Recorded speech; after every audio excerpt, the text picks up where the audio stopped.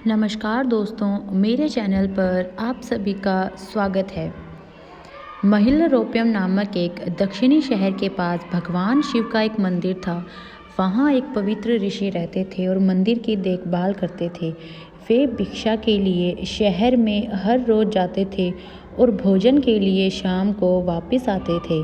वे अपनी आवश्यकता से अधिक एकत्रित कर लेते थे और बाकी का बर्तन में डालकर गरीब मजदूरों में बांट देते थे, जो बदले में मंदिर की सफाई करते और उसे सजावट का काम किया करते थे। उसी आश्रम में एक चूहा भी अपने बिल में रहता था और हर रोज़ कटोरे में से कुछ न कुछ भोजन चुरा लेता था। जब साधु को एहसास हुआ कि एक चूहा भोजन चोरी करता है, तो उन्होंने इसे रोकने के लिए सभी तरह की कोशिशें की।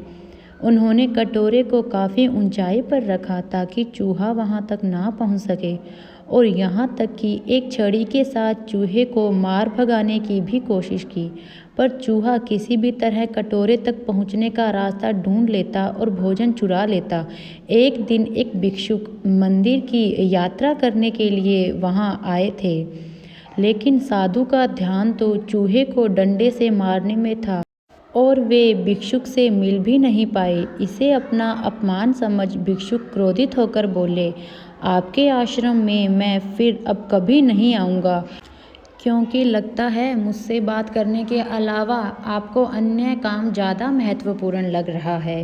साधु विनम्रतापूर्वक चूहे से जुड़ी अपनी परेशानियों के बारे में उन भिक्षुक को बताते हैं कि कैसे चूहा उनके पास से भोजन किसी न किसी तरह से चुरा लेता है। यह चूहा किसी भी बिल्ली या बंदर को हरा सकता है। अगर बात मेरे कटोरे तक पहुंचने की हो तो मैंने हर कोशिश की है, लेकिन वो हर बार किसी न किसी तरीके से भोजन चुरा ही लेता है। भिक्षुक ने साधु की परेशानियों को समझा और सलाह दी। चूहे में इतनी शक्ति, आत्मविश्वास और चंचलता के पीछे कोई न कोई कारण है।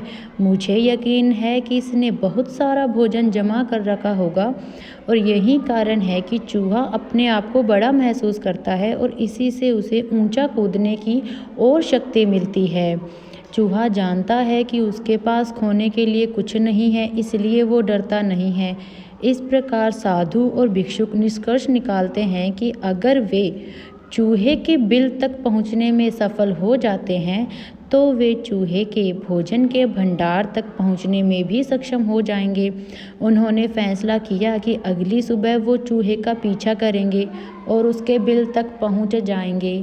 अगली सुबह वो चूहे का पीछा करते हैं और उसके बिल के प्रवेश द्वार तक पहुंच जाते हैं। जब वो खुदाई शुरू करते हैं तो देखते हैं कि चूहे ने अनाज का एक विशाल भंडार बना रखा है। फौरन ही साधु ने सारा चुराया गया भोजन एकत्रित कर लेते हैं।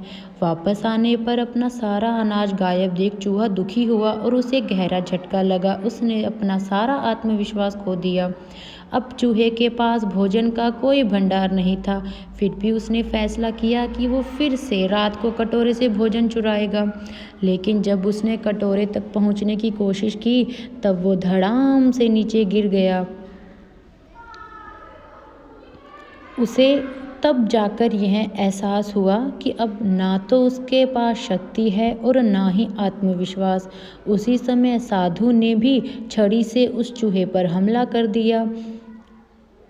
किसी तरह चूहे ने भाग कर अपनी जान बचाई और वह वहां से भागने में कामयाब रहा और फिर वापस मुड़कर वो कभी उस मंदिर में नहीं आया।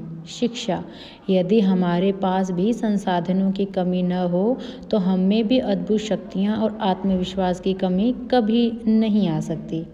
दोस्तों, अगर आपको मेरी कहानी अच्छी लगी है तो आप प्लीज़ चैनल को सब्सक्राइब ज़रूर करें। धन्यवाद।